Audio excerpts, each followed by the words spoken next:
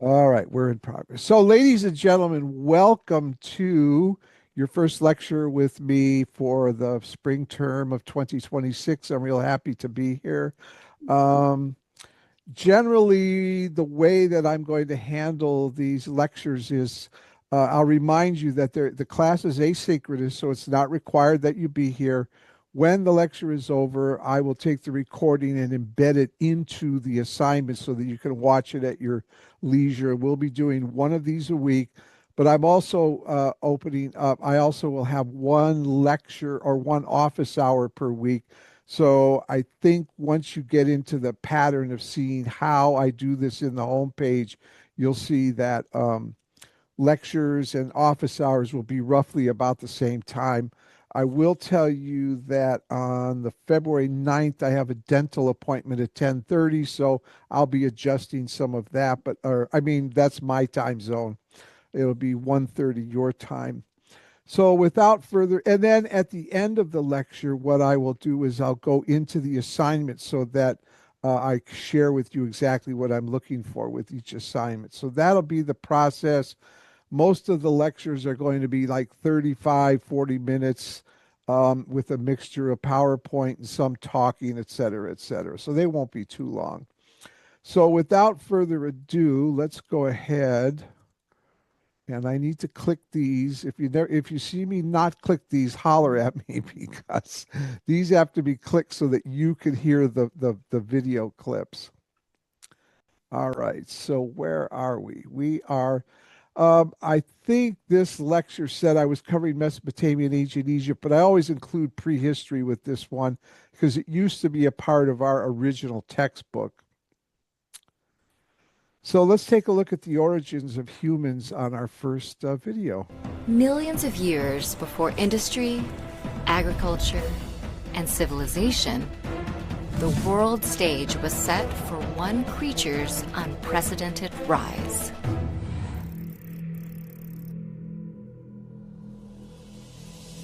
The story of humanity's evolution began about 7 million years ago, when the human lineage broke away from that of chimpanzees. Over time, an ensemble cast of over 20 early human species, or hominins, came to the fore. Most became extinct, while others might have been ancestors to today's humans. Each species exhibited varying degrees of human-like physical and behavioral traits, such as large brains, small teeth, bipedality, and tool use. These hominins fell into three major groups: early hominins, Australopithecines, and Homo genus. Humanity's earliest relatives lived between 7 and 4.4 million years ago in Africa. Having most recently shared a common ancestor with chimpanzees, they had many ape-like traits, such as a small cranial capacity. However, fossils show that some ancient hominins were also beginning to show human-like characteristics, such as small canines that were likely used more for eating and not for hunting or fighting. The next phase of hominin evolution involved primates called Australopithecines. They lived between 4.4 and 1.4 million years ago across the African continent. Like their ancient brethren, Australopithecines had some ape-like traits.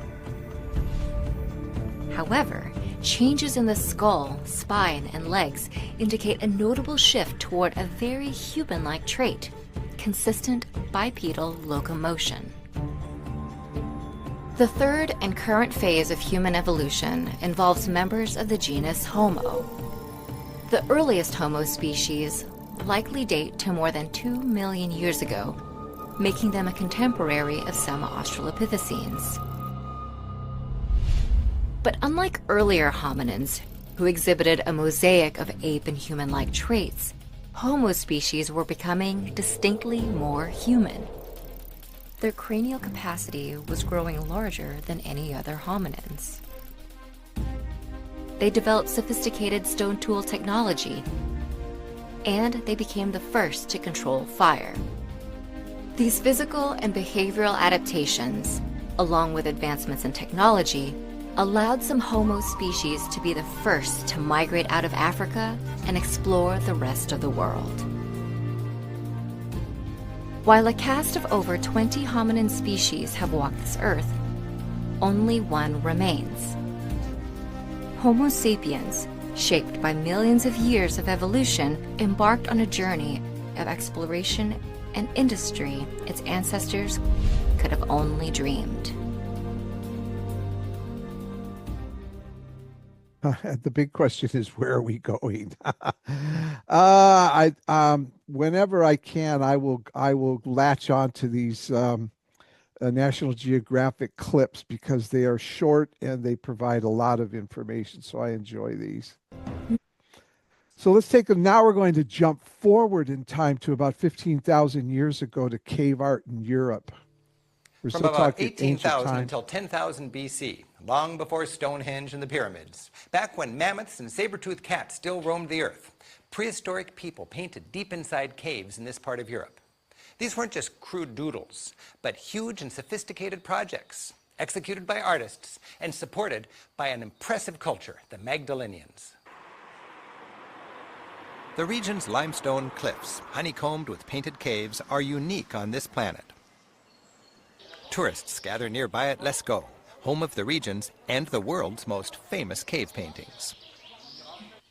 These caves were discovered accidentally in 1940 by 4 kids and their dog. Over the next couple decades, about 1 million visitors climbed through the prehistoric wonderland, inadvertently tracking in fungus on their shoes and changing the humidity and the temperature with their breathing. In just 15 years, the precious art deteriorated more than in the 15,000 years before that. The caves were closed to the public. Visitors can now experience the wonder of Lascaux by touring an adjacent replica. When their time comes, visitors are called to meet their guide for a look at the precisely copied cave called Lascaux II. Then we are in the auction room, the most spectacular room of Lascaux. It's a sacred place. We don't live in a church. They never lived in the caves. And it's a huge composition. It's a calculated composition because they have taken advantage of the strip of rock to relate in a circle 2 groups of bulls facing each other. And in the center of this composition, they have united the 3 principal animals of Lascaux: horse, ox, and deer. Is this a hunting scene? No, it's not a hunting scene because on the walls, the hunter doesn't exist. They never tell the everyday life. The meaning is more complex. What is the biggest animal? Is this bull?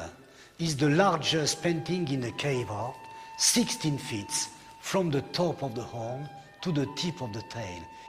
The guide explains that this 600-animal multi-cave composition was the work of a complex society, the Magdalenians. Their culture allowed for skilled artists to work over an extended period of time in this sacred place. They fix maybe on the walls a dream, a myth, a knowledge, and the image will be able to across generations. The image becomes the memory of the society. The art of Lascaux is supposed to be around 17,000 years old. But compared to the beginning of the humanity, which was born in Africa 3 million years ago, Lascaux, it was yesterday. They were like us. The region has many more examples of prehistoric cave painting, and the nearby National Museum of Prehistory provides an instructive background. This modern museum houses over 18,000 bones, stones, and fascinating little doodads, all uncovered locally. Artifacts are originals and show that while the Magdalenian people lived 15,000 years ago, they were far more advanced than your textbook cavemen. Skeletons were discovered draped in delicate jewelry. Stag teeth and tiny shells were, it seems, lovingly drilled to be strung into necklaces. These barbed spearheads and fishhooks would work well today. finely carved spear throwers show impressive realism for something 3 times as old as the oldest pyramids. Imagine flickering flames from these oil lamps lighting those art-covered caverns. Today, as we ponder the prehistoric caves and the artifacts of the Magdalenian people here in the Dordogne, we can marvel at how much we actually have in common with these people and how sophisticated their culture was so long ago. You know, every time I see this video, I just can't help. I start thinking about, he calls them a complex society, more complex than other societies, maybe, or cultures living at the same time. But I think about the cave drawings. Today, we can, even in young children, we could say, oh, you're going to be an artist when you grow up. You're an artist. Did the Magdalenians have a word for someone who instinctively picked up chalk or pick up something to start drawing on the walls, the animals? How did that person identify himself or herself to know that they had this talent to start drawing on the walls? There may be answers for it. I don't know. I'm also reminded of a movie that was made. I don't remember if it was the 1970s or 80s, called Quest for Fire, when he talked about complex societies during this time. The Quest for Fire, just I'll be brief. It focused on one culture, a tribe that had fire, and they lost it, but they didn't know how to regain it. And so they sent out 2 or 3 of their members out into the wilderness to re-find fire. And these 2 or 3 individuals encountered various other tribes that were, some were less developed, others were more developed. And that's what made the movie so interesting, is that I can't remember if they actually found out if they could make fire, but they had spilled theirs, their primary flame. They had dropped it in some water, and so they had no idea how to remake it. But thinking about people from the past, just, it fascinates me. So let's take a look. We'll jump ahead now to Mesopotamia. And Mesopotamia was that area in the green called the Fertile Crescent. Today, that would be Syria, Iraq, and Kuwait, if you're familiar with the Middle East. And in the early book that we used to have for this course, broke up this civilization into 3 time periods. Sumer, if you see Sumer down in the lower green area, being the oldest. And then the Akkadians would have been the middle civilization, and then the Assyrians / Babylonians would have been the last one before they were conquered by the Persians. But the word Mesopotamia came later, and what it literally means is land between 2 rivers. So you can see the map here with the Tigris and the Euphrates as being their primary sources of irrigation for whatever crops they might grow. I remember seeing a documentary on ancient Mesopotamians, and the narrator said that Sumer was so old that it was only predated by the Garden of Eden. That may have, I don't know if that has any meaning for anyone, and I'm not quite sure what they mean by time, but that's what the narrator said. So this is just ancient Mesopotamia, this Fertile Crescent. This is the land here. So let's take a look at a video on ancient Mesopotamia. They left us quite a legacy, by the way, in mathematics especially. The story of writing, astronomy, and law. The story of civilization itself begins in one place. Not Egypt, not Greece, not Rome, but Mesopotamia. Mesopotamia is an exceedingly fertile plain situated between the Tigris and the Euphrates rivers.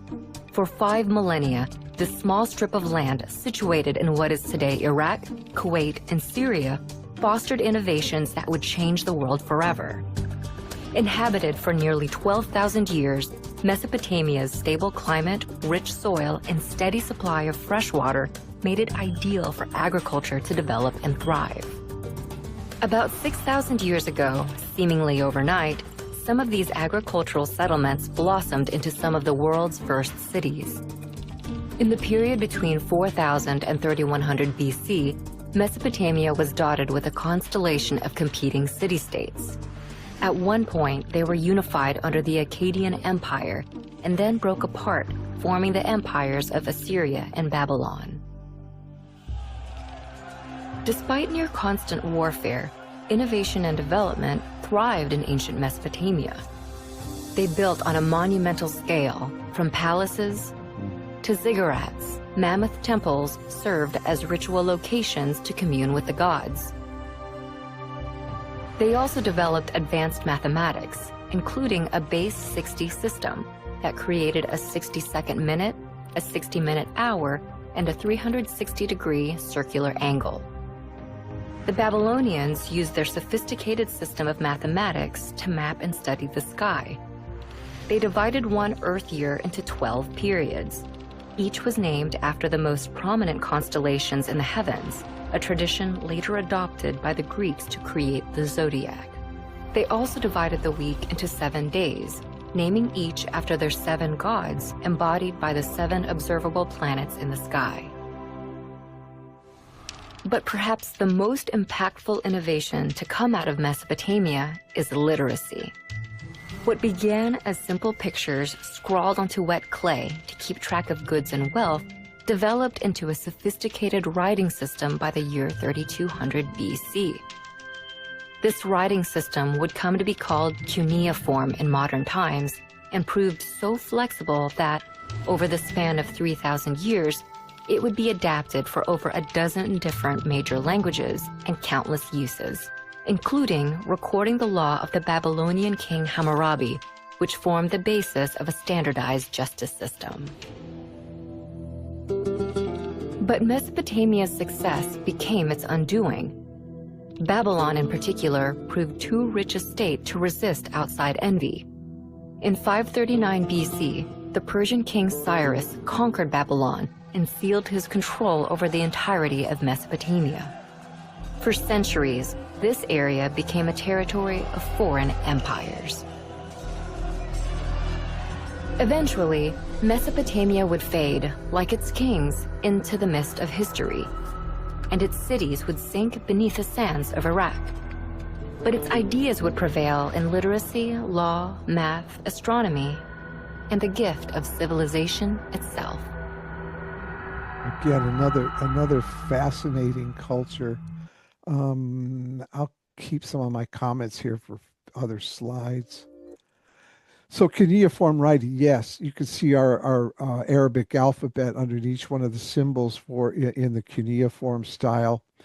Mostly the transmission of their language was done through semi-wet clay, and they had an instrument called a stylus, in which they would impress the symbols onto that clay, so that when the clay hardened, they would have the document they wanted.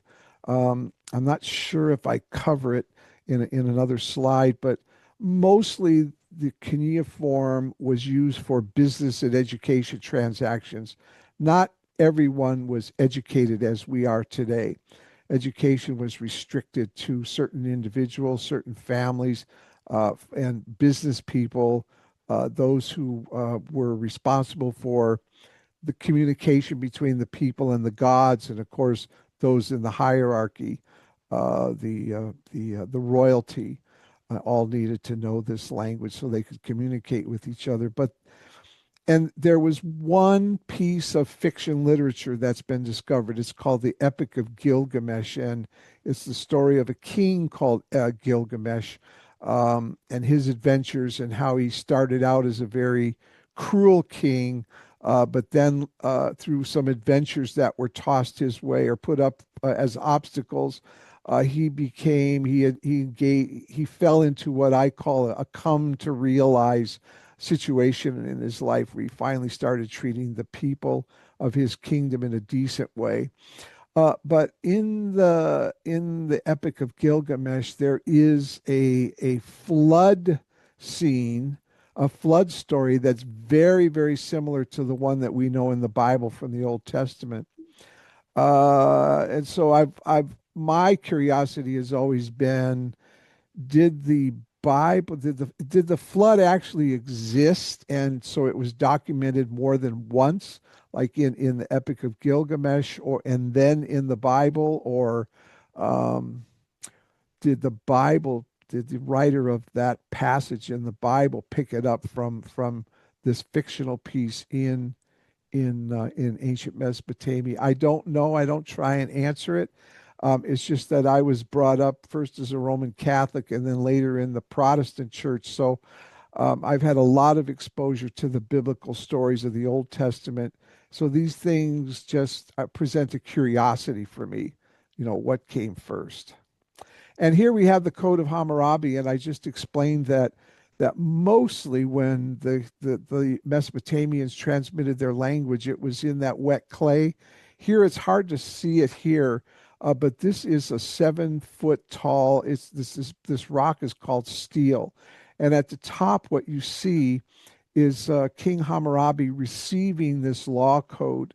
And I think historians have kind of surmised that the law code was probably existed before King Hammurabi in some form. He was the one who codified it, maybe added more laws, and actually had it chiseled into this steel that you can't see here very well. But below the carving of the carving of Hammurabi at the top, in vertical rows, row after row after row, is the law code itself. There's 282 of them.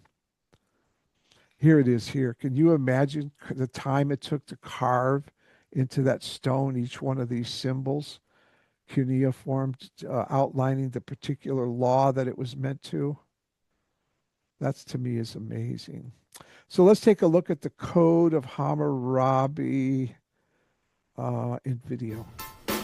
I just want to set you up. This guy, I think, I love the way he presents the information, but I think his target audience is usually high school students, but I can't help it. I like the way he delivers he does one for the three philosophers in ancient Greece as well.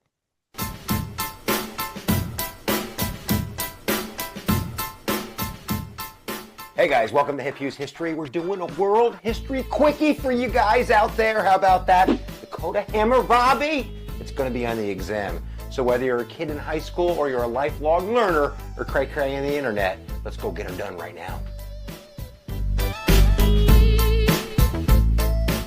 So the Code of Hammurabi dates back to Mesopotamia. We're talking 1754 BC. That's a very long, great time ago. And that's why it's really important. Well, on the 6th Babylonian king Hammurabi made judgments on civil matters and family matters and sexual matters and slavery matters and inheritance matters and crime and lots of decisions. And he decided to write them down. Whether he wrote them down to self-glorify himself because he was like, yo, I'm a king and I'm really important, or whether they actually were kind of like legal government codes that ran the city is really irrelevant. What's important, and this is kind of the thesis, the big idea, is that these legal codes, these 282 laws, are really going to influence that area for a millennium, for thousands of years, and they're even going to drift into parts of our own legal code. Actually, Hammurabi is etched into the Supreme Court building in Washington, D.C. That's how important it is, kiddies. So let's take a look at it. Let's break it up like a Kit Kat bar.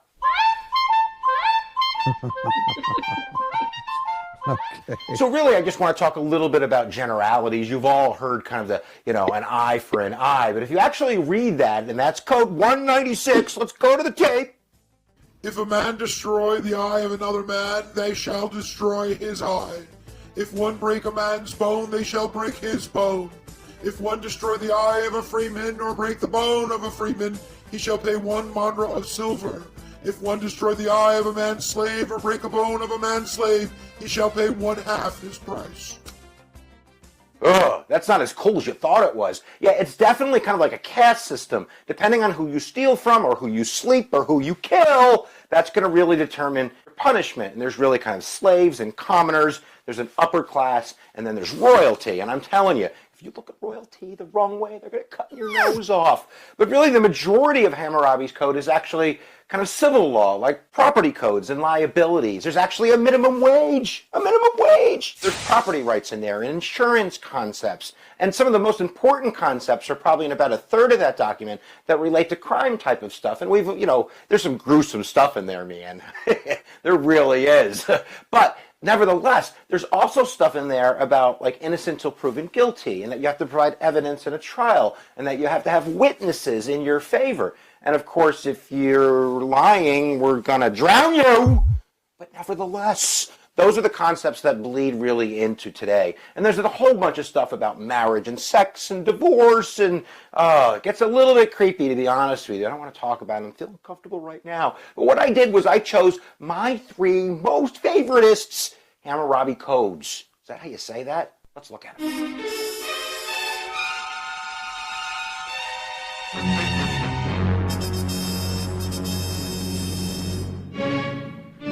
All right, 194. Get this one, guys.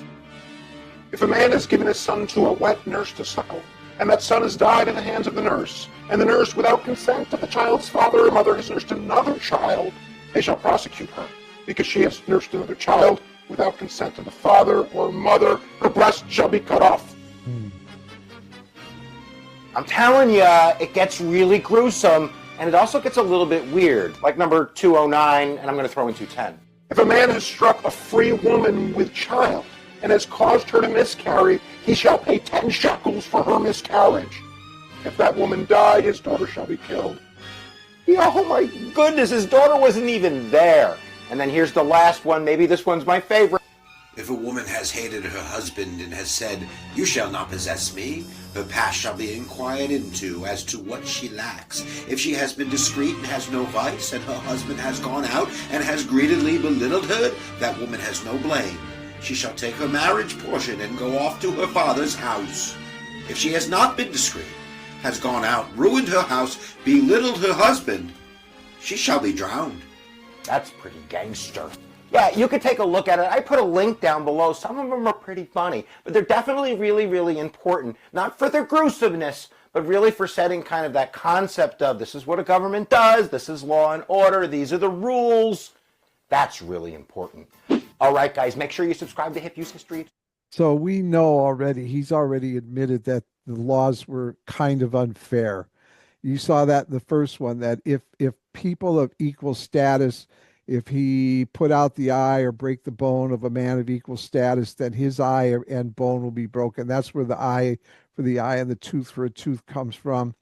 But you get down into the meat of it where they talk about someone harming a free man. I'm assuming that's someone who was a slave but is now free. And then a slave, it boils down to paying some money, and that's it. And so the idea of everything being equal is not necessarily true, although he said they do have laws for minimum wage, and some of the laws just seem. He was talking about the one with the woman who I can't remember the circumstances, but the one I do remember. A wet nurse. Oh yeah, the wet nurse. Thank you, thank you. There was another one where if a builder builds a house for someone, and the people living there, if the roof falls in and kills the son or something, that the son of the builder would be killed for retribution. And these I think I have this set up in the assignment so that you can see all 282 codes. Some of them are very interesting. All right, so let's jump into ancient Egypt again. We could spend weeks on each one of these civilizations, but I just want to sort of give you a thumbnail view of each one if you're not familiar with them. And now we have the map of Egypt, and I think many of you are probably familiar with this. You see Cairo and Memphis and Karnak and Luxor. Maybe you're familiar with the Luxor if you've ever been to Las Vegas. If you look on the far left, you see Lower Egypt at the top and Upper Egypt in the middle. That seems a little off, but that is only referring to elevations in land. And so that squiggly blue line, that is the Nile River that I believe originates in Ethiopia as a small river. And by the time it reaches Egypt and the Mediterranean Sea, it is a raging river. And it's been my opinion, and I'm strictly speaking my opinion. I think the Egyptians were a bit more sophisticated than Mesopotamians. Some of the practices, the cultural practices of like mummifying cats and having more time to write love poetry and engage in other types of thinking and behaving in the Egyptian society seems a little bit different than ancient Mesopotamia, where they had to rely on the irrigation of the two rivers to provide for their food crop. Whereas with the Nile River in ancient Egypt, generally it experienced what they called an overflowing process every year. It was very regular, where the Nile River overflowed and left deposits of rich silt on the ground for the Egyptians to use for planting their crops. Of course, they had bad years, and of course, crops were the only thing the Egyptians ate. But it just seems as if the more you dig into the two societies, it seems like the Egyptians were just a bit more sophisticated, and I wonder if it has to do with just the basic needs of life being met more easily. And what I compare that to is the way that I was brought up in comparison to my parents. My parents were very, very little children during the Great Depression. And so as they were growing up in the 1930s, they would tell us, I and my siblings, that every day was a struggle to find just a way to survive every day. Well, by the time I and my siblings were brought into this world in the 50s and 60s and 70s, both of our parents were working. We never worried about where food was coming from, and so it was easier for us to explore other areas of life, philosophy, history, music, etc. And that's how I kind of see the difference between ancient Egypt and Mesopotamia, though anybody who has more knowledge of the two could easily debate me. This is just my impression having studied these two civilizations. Anyway, this is Egypt. And we're going to see this social structure pyramid for some other civilizations as well. Actually, in the Middle Ages, we'll see it again. But for ancient Egypt, the pyramid, the social structure is the pharaoh at the top, the vizier and senior officials below, followed by scribes, skilled artisans, peasant farmers, and then the servants at the bottom. And of course, they made up the larger portion of the population. But in our society, if we were to have a pyramid such as this, I think it would be more fluid, that we could have people on the bottom moving up to the top, and people at the top who fell into financial bad times could sink towards the bottom. But in ancient Egypt, their social structure was pretty rigid, and whichever one of these you were born into, you were probably there for your entire life. Your entire life. And I think we'll see the same thing when we reach Middle Ages and the age of feudalism, where we see the king at the top. But I think, you could probably use these pyramids for any civilization along the way. But this was their social structure. In fact, in one of the other classes, I think I have an Egyptian love poem in which someone from a lower class is in love with someone of a higher class, and that person is singing about that, knowing that he or she is not going to ever be able to reach that level. So let's take a look at women in ancient Egypt. Not only was Karnak a great sacred site, the surrounding temple estate was an economic powerhouse and a place of immense wealth. Other images on the tomb walls showing priestesses bearing offerings testify to the important role women played at Karnak. Here they are seen with the tomb's owner. His name is Neferhotep, and he is the chief steward of the Karnak estate. The breathtaking artistic richness of the tomb testifies to his financial power. But despite his obvious status, the chief steward does not have final say over what goes on at Karnak. Evidence from another sacred site in the Theban necropolis reveals who really was in charge of the rich and prosperous temple estate. A steep flight of steps descends to the lower levels of another mysterious tomb. This is the tomb of Pabasa, one of Neferhotep's successors as chief steward at Karnak. But by examining the images on the tomb walls, experts have realized something extraordinary. Pabasa was not the one in charge at Karnak. In this relief, he is shown standing deferentially behind his superior as she makes an offering to the gods. These hieroglyphs confirm that she is the one who controls Karnak and all of its fabulous wealth.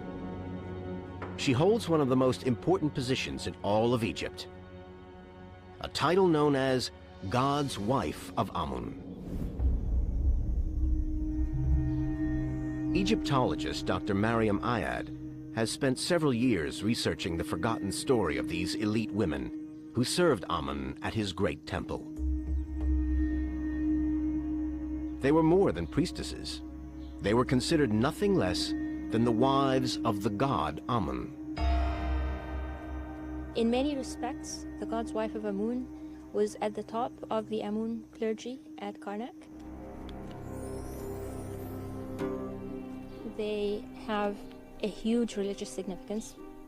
They were royal princesses, having that connection with the royal house.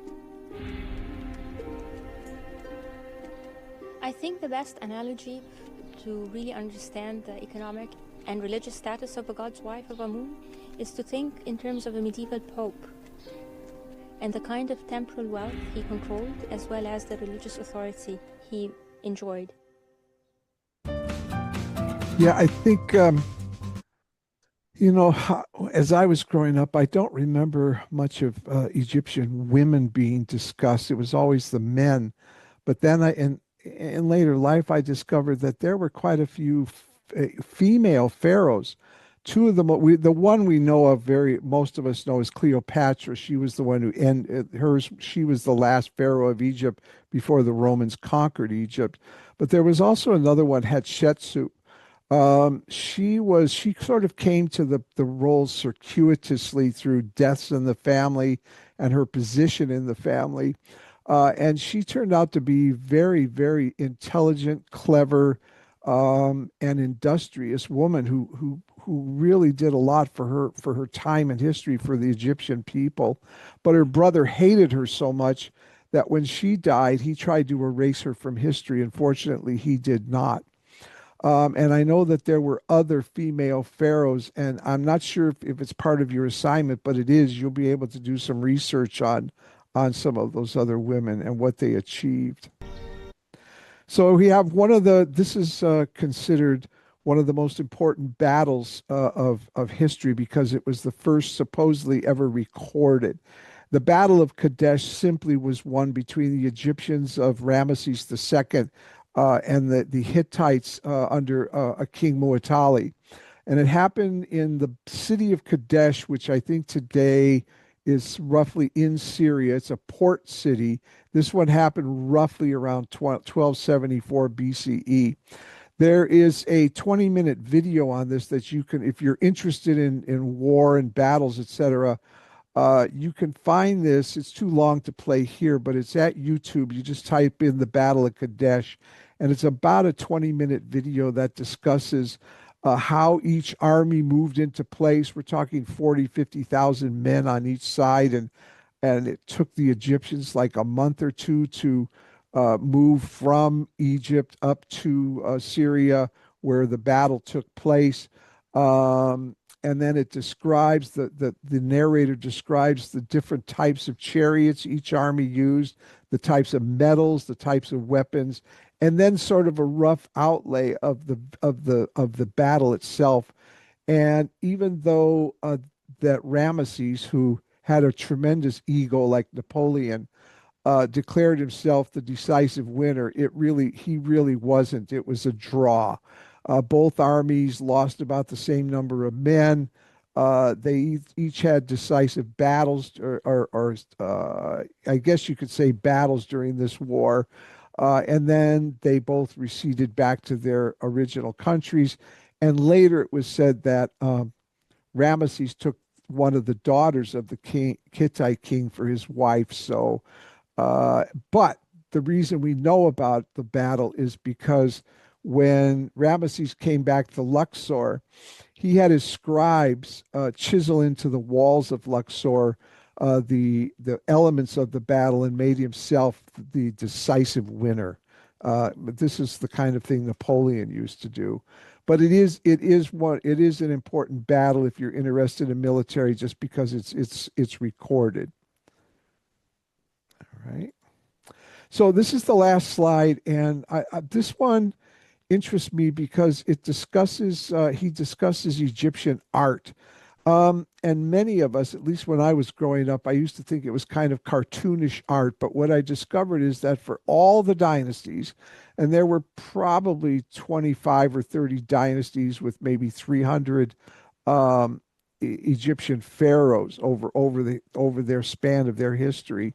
This art form is something that the Egyptians attained. They practiced consciously.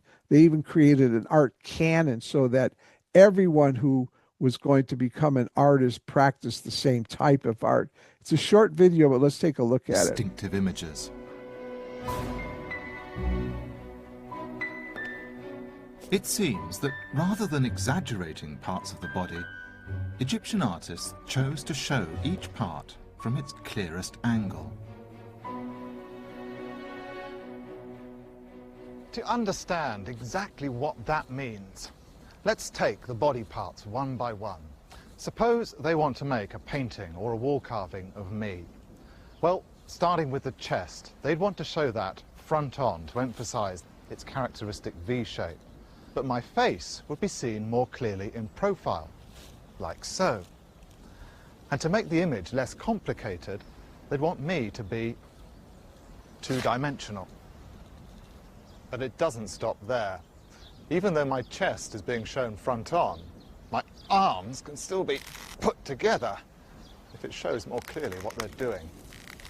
Showing the left hand as different from the right hand was just unnecessary. They preferred to show them palms outwards and all the fingers a nice uniform length.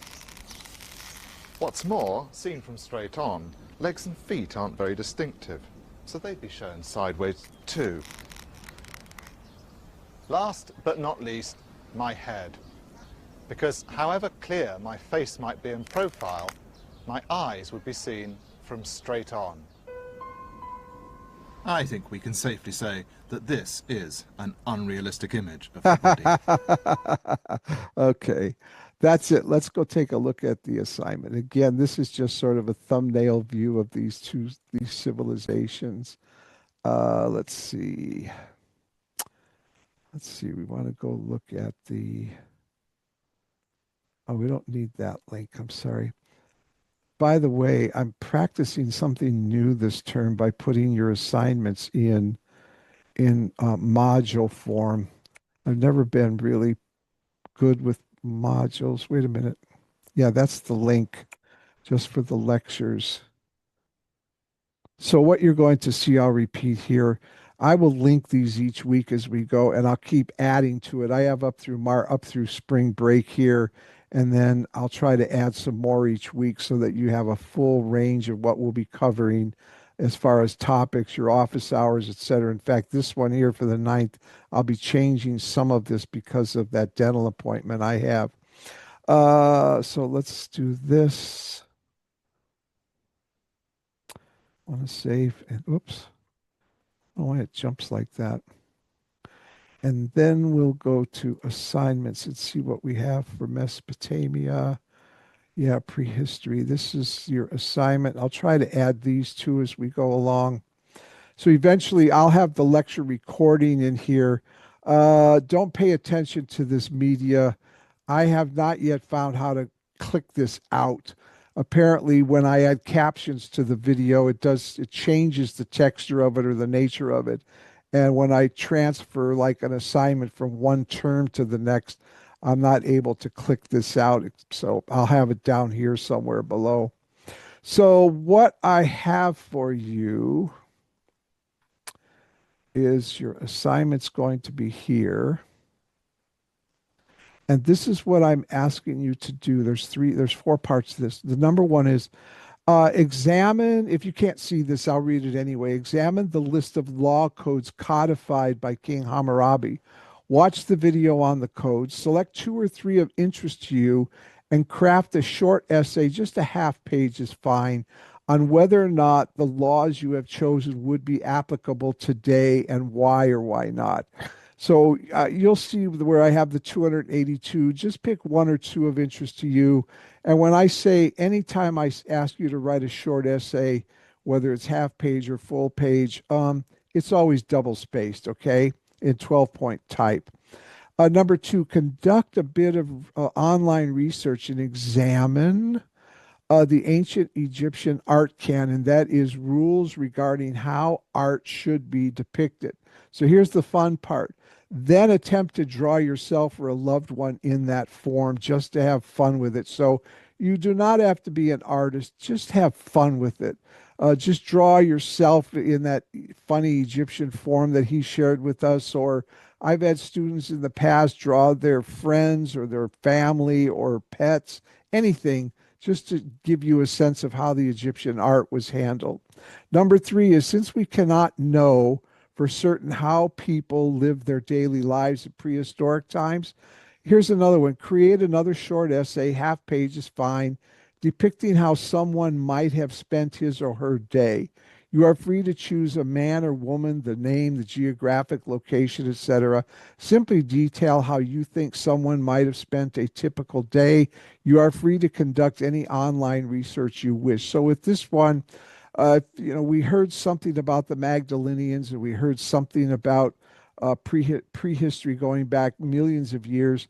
But if you want, just create a character, a man or a woman, and think about how they might have spent their particular day. Again, just a half page essay is fine. And then finally, research online the female rulers and pharaohs of ancient Egypt. Craft a paragraph that's like 4 to 10 sentences concerning what you find. Hint, two famous female rulers include Hatshepsut and Cleopatra.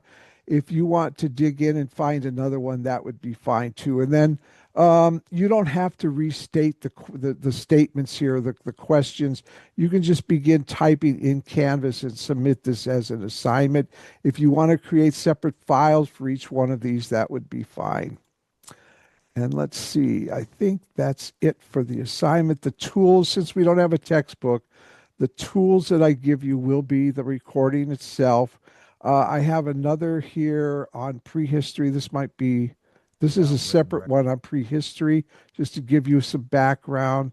I have the full set of Hammurabi codes, so you can take a look at it, all 282.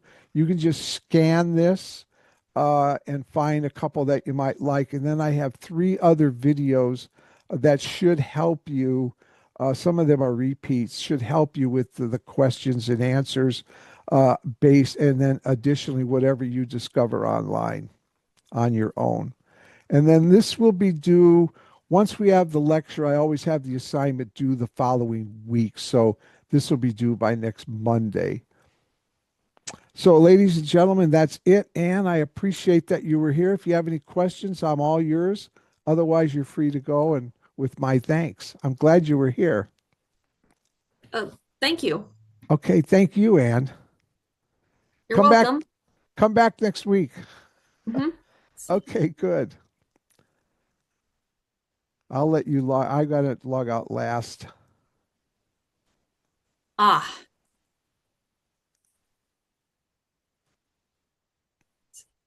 Okay, I'll go ahead and log out then for both of us, okay? Thanks. Okay, Anne, thank you for being here. Okay, bye-bye.